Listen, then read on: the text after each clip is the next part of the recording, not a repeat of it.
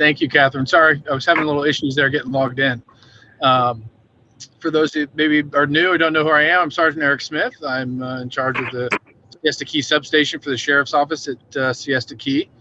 And every month we kind of talk about the ongoings of the previous month. So today we'll talk about what happened during the month of April. And the main thing that happened was we finished up spring break. Thank goodness. I know it was a busy month for a lot of people out here. A lot more people, a lot more calls for service. This year, spring break ended up being one of the busiest spring breaks in terms of calls for service that the Sheriff's Office has had in the past 5 years. So we did have a lot of people out here. It was busy. We had 556 incidents or calls for service during the month of April. 46 or about 8% of them, which is normally about where we typically hang anywhere between 6 to 8% on a normal month without the influx of spring breakers, were the persons or property crimes under the NIBRS. Of those, we had, give me 1 second here, I lost my number. We had 5 vehicle burglaries out on the key this past month. And I bring that number up specifically because every single one of them, and all the auto thefts that we had, which was 3, every single one of them involved unlocked vehicles. So out of the 8 calls with regards to vehicles, the auto thefts and the burglaries, all of them, the vehicles were unlocked. I say it every month. I'm going to continue to say it. Lock your cars. It's a simple thing to do. I found my mother wasn't locking her car at night, so I went into her phone and I programmed an alarm to go off every night at 8:30. She's sitting at home watching TV, and her alarm on her phone started going off, and she didn't know what it was about. I told her, that's to remind you, just reach up and hit the button. She didn't have to go outside; just hit the button and it locks. So it really is important, and it really can. Just that simple act can deter so many crimes and help you prevent you from becoming a victim of a crime. Some of the other things that we had 2 of residential burglaries. They both involved possible known suspects. I think one was a family member, one was an ex-employee. So we have suspects in both of those. And then we had some other bicycle thefts that happened throughout the key, along with a couple of reported robberies. And I think they were all at Beach Club in the village at nighttime.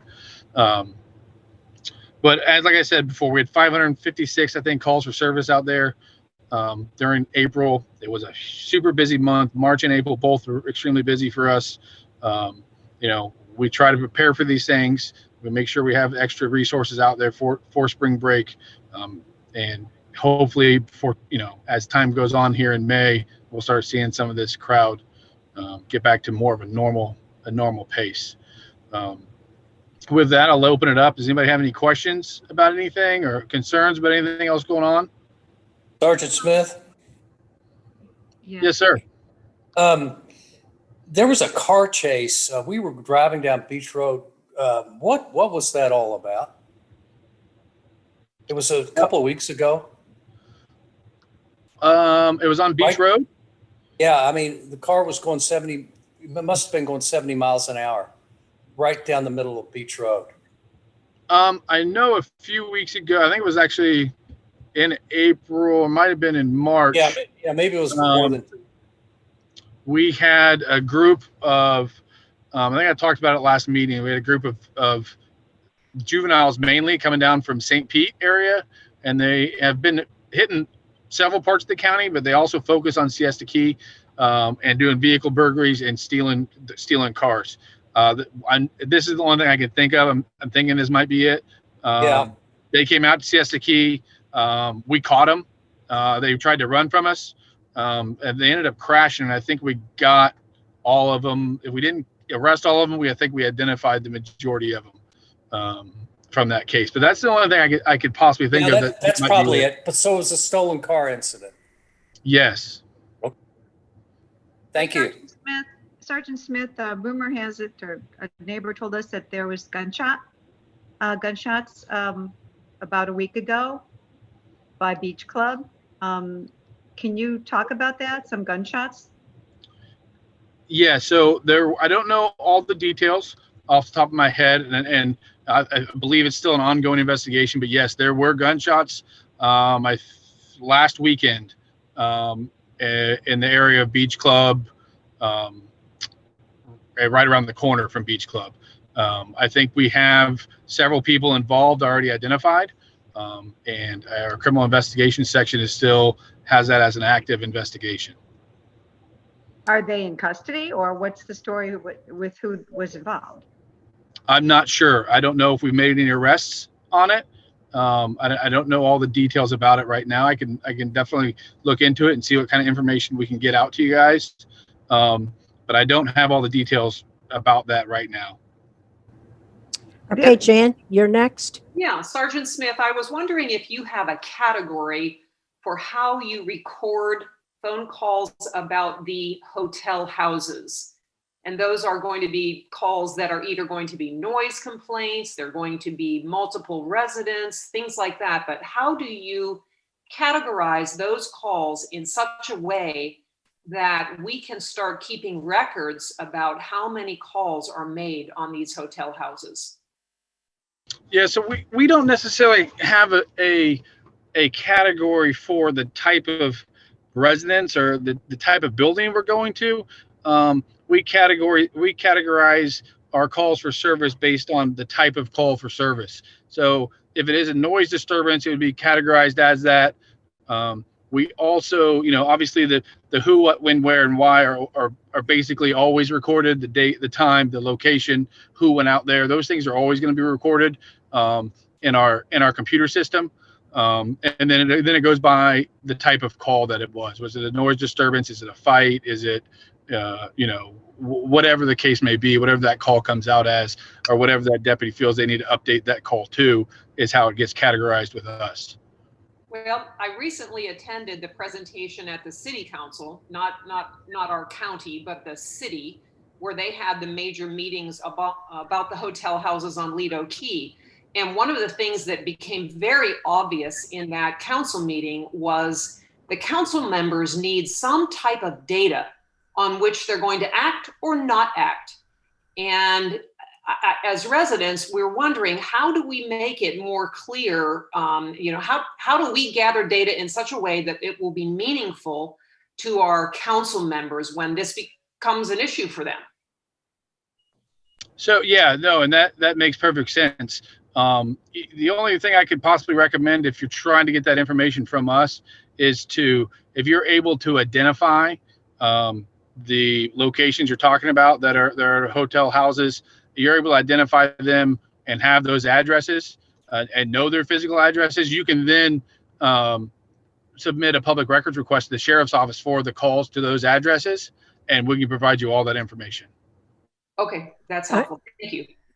I have a question. So they do record, because I would say in March and April, I'd say 4 times.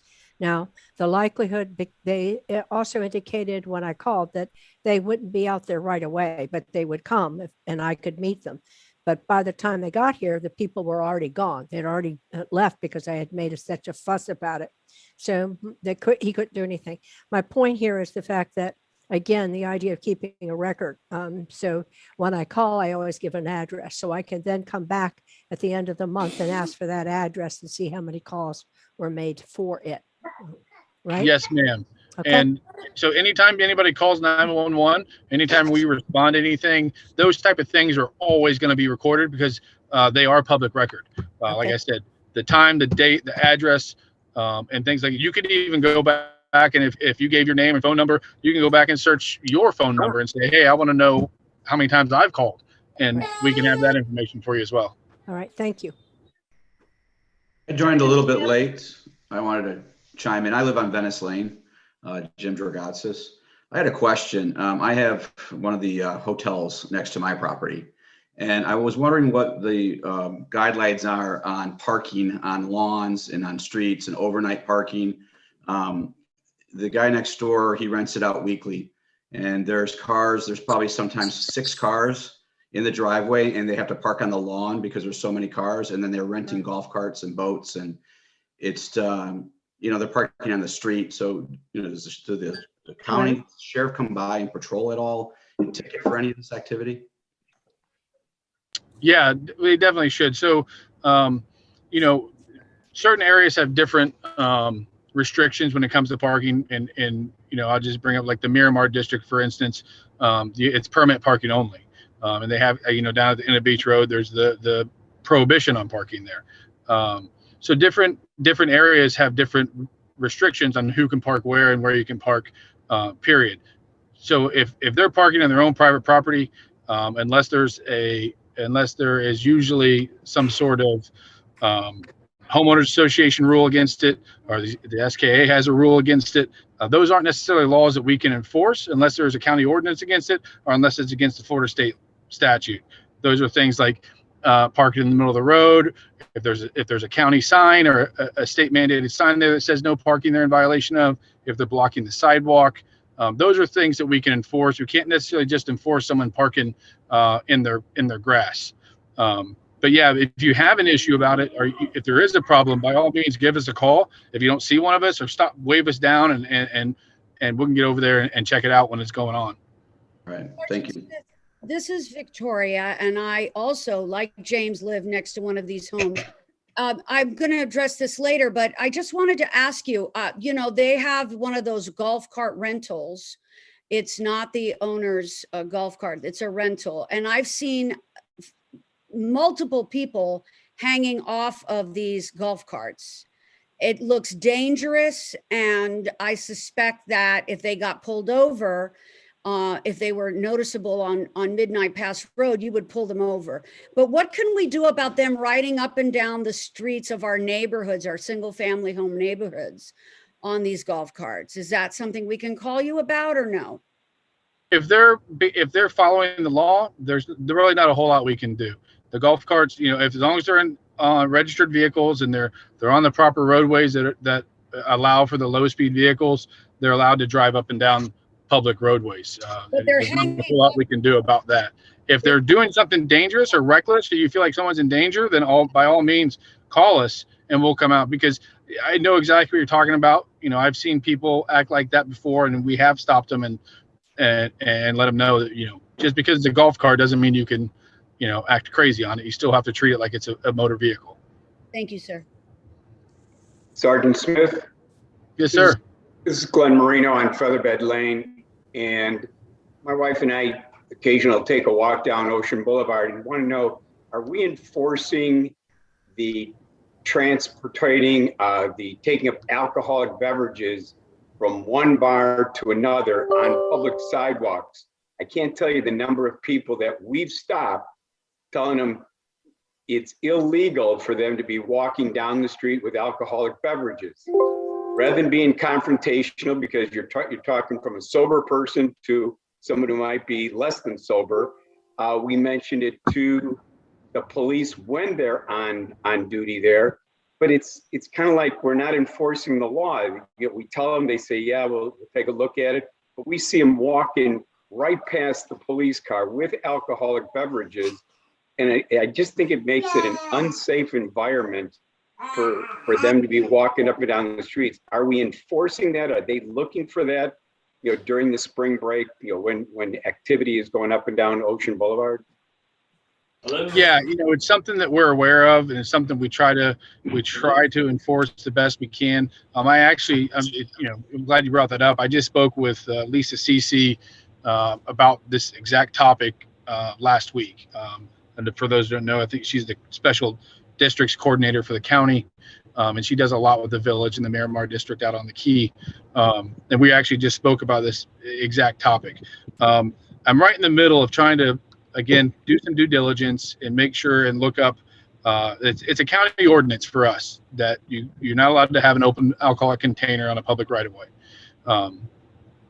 And I'm doing my due diligence and trying to make sure that the governor's orders that allow restaurants to kind of serve to-go alcoholic containers doesn't interfere with our county ordinance and that we can still enforce our county ordinance while that governor's order is still going on from, the COVID restrictions and everything. And I know he just lifted a bunch of that stuff the other day, but we are definitely looking into it. It is something that we will and intend to enforce, because that kind of makes our job easier when we don't have people out on the streets drinking. It's harder to enforce underage drinking when they're walking around, and beverages can get passed back and forth a lot easier. They can bring it from home and walk down the street. It's a little bit easier for us when everybody is kind of, in a illegal establishment. So we are definitely looking into it. Hopefully we can get you an answer here in the next few days. Hello, yeah, Sergeant Smith, this is Harry Anand. Can you hear me? Yeah, Mr. Knott, how you doing? Hi, good. I'm doing great. So Catherine Luckner and I had a meeting with Sheriff and Major Woodring last month. And interestingly, we discussed exactly some of the issues that you are hearing from the residents. And, to be more specific, all of these are quality of life issues, from speeding to loud cars to these, illegal hotels, to carrying open drinks, to dogs on the beach, so on and so forth. I don't have to go through the whole list, but it is a very long list. One of the problems, or, the impression we have as residents on Siesta Key, that the visitors, because it is a tourist area, are handled with tender gloves and are not given summons, and they get away with a lot of stuff. So my question to you is, all of the things that we have discussed, this is all public records. And by the way, Major Woodring, was very kind enough, and he shared, the stats with me and Catherine Luckner.